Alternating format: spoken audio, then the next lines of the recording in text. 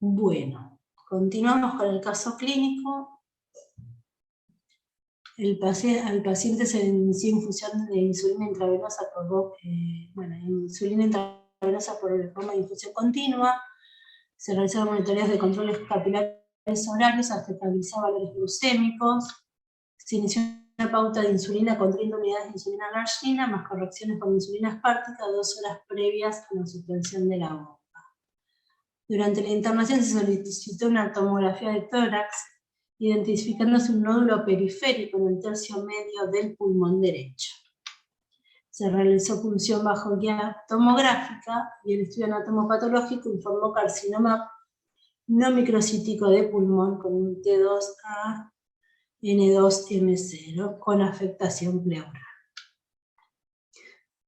El plan terapéutico fue realizar radioterapia, quimioterapia y en un segundo tiempo cirugía. Entonces, bueno, en este caso llegamos a la segunda situación especial, pero no infrecuente, que es el manejo perioperatorio del paciente con diabetes mellitus. Tenemos que tener en cuenta que la hiperglucemia perioperatoria es un importante predictor de complicaciones en la evolución de la cirugía a corto y a largo plazo. ¿Sí? La cirugía en el paciente con hiperglucemia presenta múltiples variables, desde el tipo de cirugía hasta el origen de la hiperglucemia. ¿Sí? Hay que tener en cuenta que tanto el procedimiento quirúrgico como la anestesia alteran la homeostasis de la glucosa.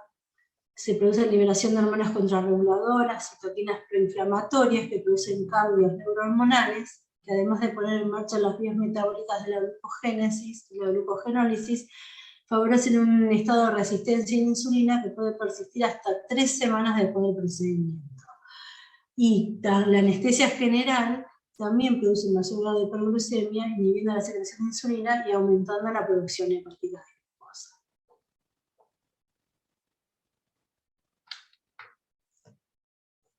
En el caso de la cirugía, la terapéutica con insulina es de elección en la mayoría de los pacientes con diabetes. Como dato, siempre es conveniente cuando una cirugía puede ser programada que la intervención quirúrgica se realice en horas de la mañana para aprovechar el ayuno nocturno habitual del paciente, porque hay que tener en cuenta que en estos casos, bueno, el paciente ya tiene un tratamiento para tener una glucemia basal a la mañana compensada. Entonces es mucho más fácil que el paciente vaya con buenos valores glucémicos a la cirugía. También, esto siempre hay que tenerlo presente, los protocolos de administración de insulina deben ser fáciles de indicar, de implementar y adaptados a la posibilidad de la institución en la que se realiza. Tenemos que tratar de utilizar siempre esquemas que tengan, para los que estemos, para que la gente que lo controla esté habituado a realizarlos, que estén adaptados a las posibilidades del lugar. Hay que tener en cuenta también que en pacientes que van a estar en ayuna, además de administrar la insulina en caso de que sea necesario, se debe administrar glucosas en dosis adecuadas para evitar la cetosis y el catabolismo y prevenir la hipoglucemia. Habitualmente esto se realiza con el dextrosa al 5 o al 10%. El 10% habitualmente cuando necesitamos, por alguna razón, realizar una restricción hídrica. En cuanto a las metas del manejo, hay metas generales que serían evitar la hiperglucemia, prevenir el desarrollo de cetoacidosis y estado hiperosmolar, mantener el equilibrio hidroelectrolítico y evitar las hipoglucemias.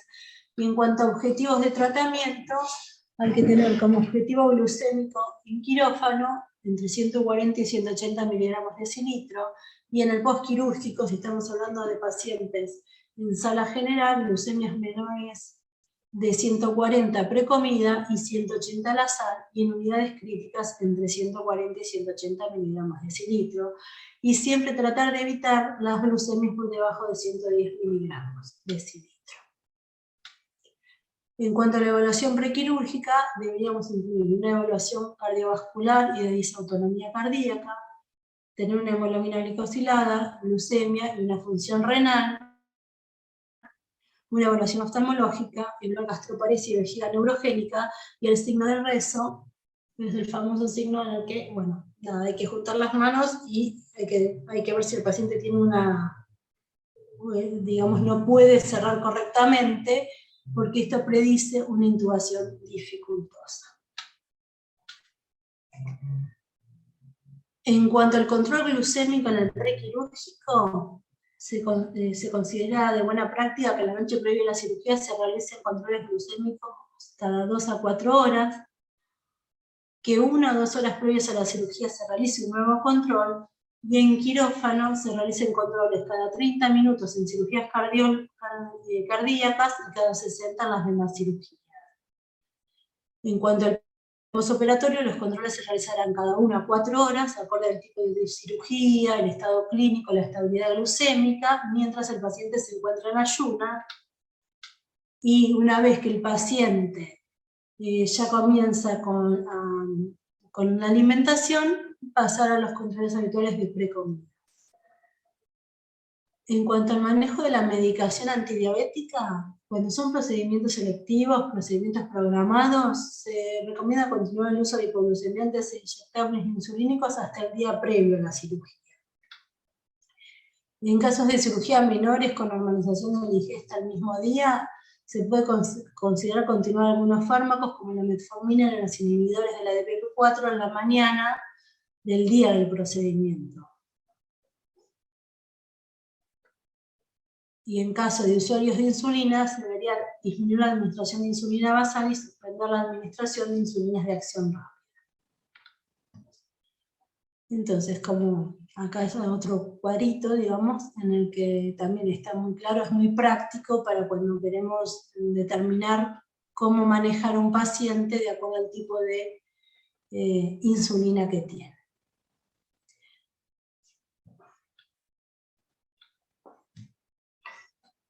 En cuanto al manejo intraoperatorio, con niveles de glucosa mayores a 180 miligramos de decilitro, se pueden utilizar inyecciones subcutáneas de análogos de insulina de acción rápida en cirugías ambulatorias o de corta duración, que se consideran menores de 4 horas. Monitorización de la glucemia, la monitorización debe realizarse al menos cada 2 horas, o en caso de estar prácticos en esta forma, o en pacientes críticamente enfermos, utilizar infusión intravenosa de insulina, sea pacientes críticamente enfermos, procedimientos largos, inestabilidad hemodinámica. Y en estos casos la monitorización debería hacerse cada 30 a 60 minutos.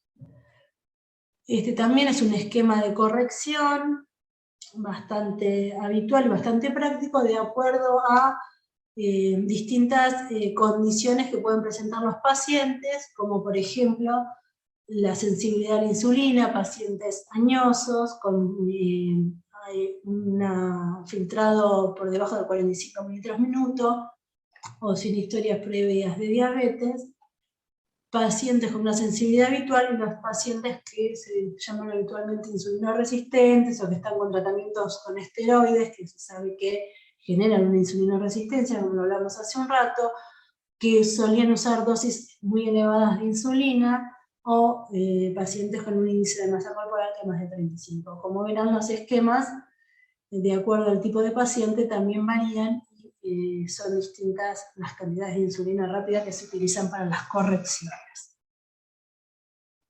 Esto sí que después les interesa, me piden, yo se los paso, no tengo ningún problema.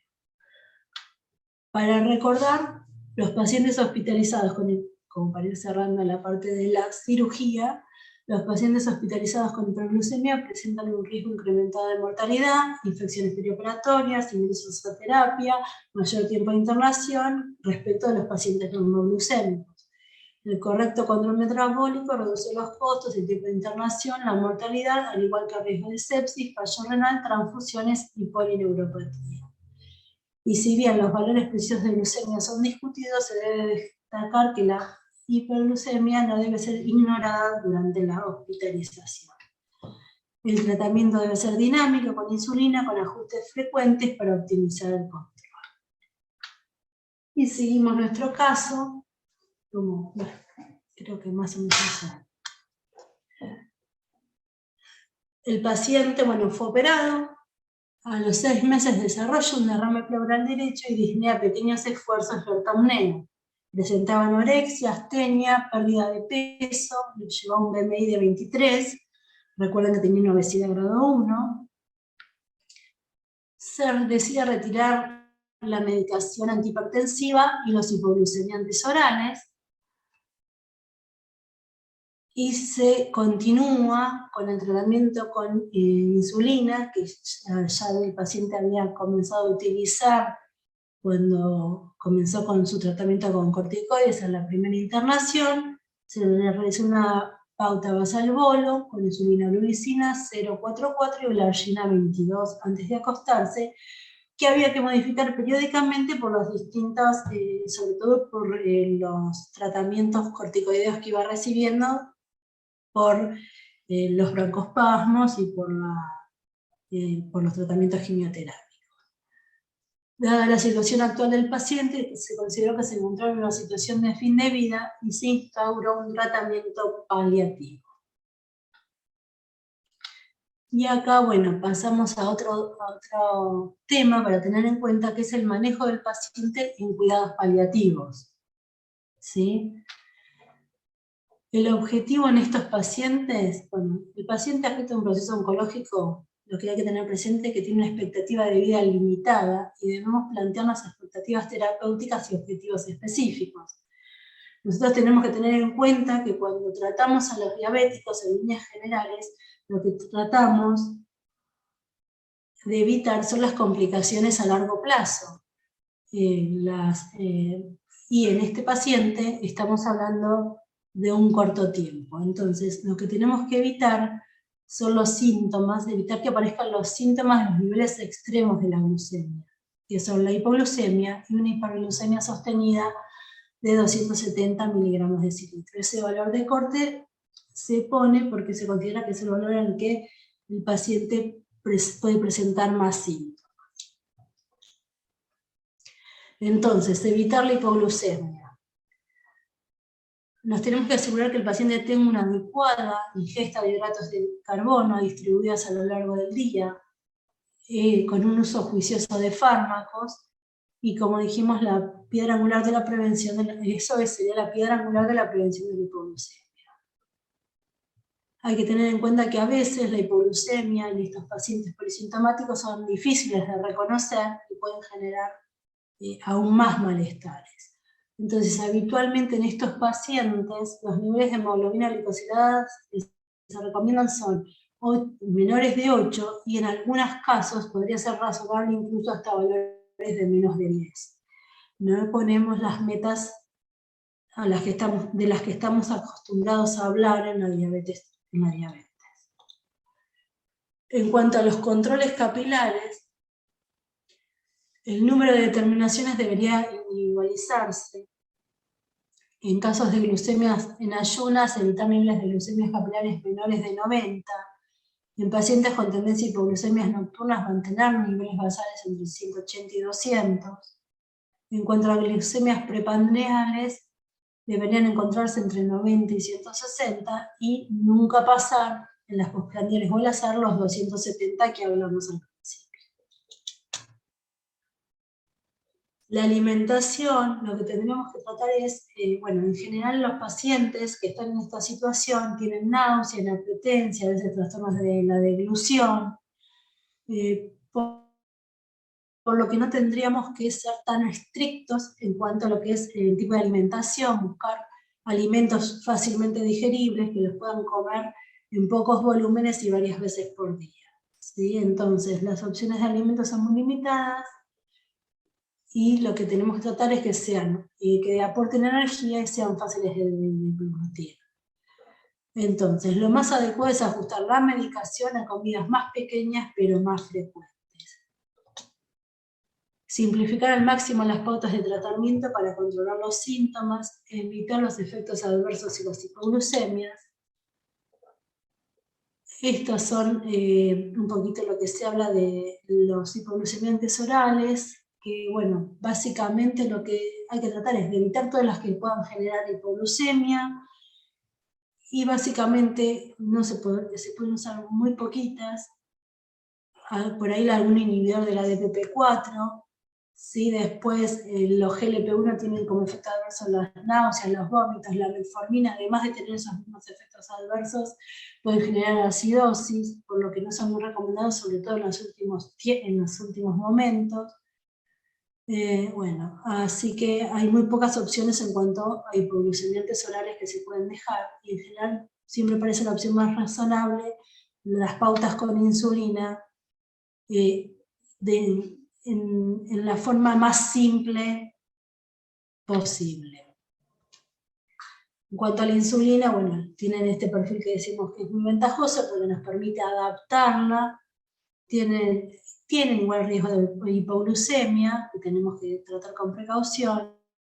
Siempre hay que tener en cuenta que es preferible como fármaco único, o sea que si tenemos insulina, retirar los hipoglucemiantes orales, y en general tratar de manejarnos con una insulina basal, en lo posible en única dosis, o sea, simplificar al máximo el tratamiento. Y en caso de que con esta forma no podamos evitar las glucemias mayores de 270, se puede utilizar alguna premezcla o algún esquema basal-bolo lo más sencillo posible. En los casos cuando los pacientes ya no ingieren alimentos, la elección obviamente sería una insulina basal de larga duración para evitar las hiperglucemias extremas y no mucho más que eso. Entonces, evitar que el paciente padezca los síntomas de los niveles extremos de la glucemia, la hipoglucemia y la hiperglucemia sostenida de más de 270 miligramos de decilitro, emplear el menor número de fármacos y optimizar los controles de glucemia capilar, y el tratamiento farmacológico, y fundamental, adaptar el tratamiento farmacológico al consumo de alimentos, en este caso, o sea, al paciente, y no al paciente al tratamiento farmacológico. Así que bueno, para terminar, 2 líneas cortitas sobre las recomendaciones para viajar. No está incluida en el caso clínico, obviamente, pero bueno, es una situación frecuente. No es que vamos a hacer cambios en los tratamientos, pero sí tenemos que educar a los pacientes para que tengan determinadas precauciones en el transporte de su tratamiento y en las conductas que deben tener ante situaciones frecuentes en los viajes. Siempre es conveniente que el paciente lleve un informe médico con el diagnóstico, el tratamiento que esté utilizando y que tenga presente de llevar todos los dispositivos necesarios y siempre en lo posible un poco más de lo que sería, digamos, un poquito más de lo que utilizaría en ese viaje de acuerdo al tiempo de duración. En el caso de pacientes con insulina, llevar el kit de glucagón. Si en el lugar al que va a viajar hay valores, es un lugar de mucho calor, hay que tener previsto el frío para guardar la insulina. En casos de viajar en avión, hay que tener en cuenta que todo el material debe viajar en cabina, que no hay que mandar a la zona de equipajes, porque esas zonas tienen muy altas temperaturas y nos pueden alterar la medicación que enviamos. Es muy importante que el paciente prevea llevar alimentos para remontar la hipoglucemia, ya sea hidratos de carbono de absorción rápida como de absorción lenta.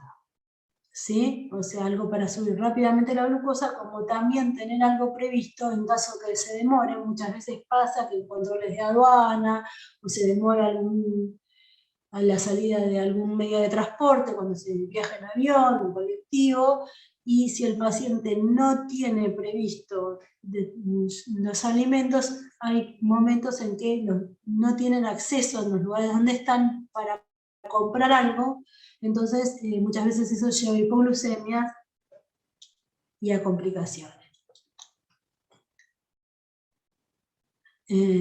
Bueno, también esto, aumentar la frecuencia de los monitoreos glucémicos, por lo menos hasta adaptarnos a los nuevos horarios que vamos a instaurar esos días que van a estar fuera de su ambiente habitual, y además para ver cómo se adaptan a los cambios de estilo de vida. Habitualmente las personas cuando viajan, sobre todo si viajan de vacaciones, suelen moverse más, suelen tener más actividad, eso también repercute en la cantidad de insulina que necesitan utilizar. También es importante en casos que vayan a hoteles, a viajes en grupo, grupales, que avisen, que informen que son diabéticos tipo 1 para que les estén, diabéticos, insulina requerientes, no tipo 1, para que les tengan previstos menús adecuados, porque muchas veces pasa que llegan a lugares y cuando llega la hora de comer no tienen los alimentos ideales. Prestar mucha atención a la hidratación, enseñarle al paciente a que debe tener presente siempre que tiene que hidratarse, tomar bebidas embotelladas para asegurarse que sean sin azúcar agregada, leer las etiquetas, y siempre tener su propio botiquín para complicaciones que puedan surgir en los viajes. Así que bueno, creo que esto es todo por ahora. Y nada más. Muchas gracias y no sé si hay preguntas o si tienen alguna duda.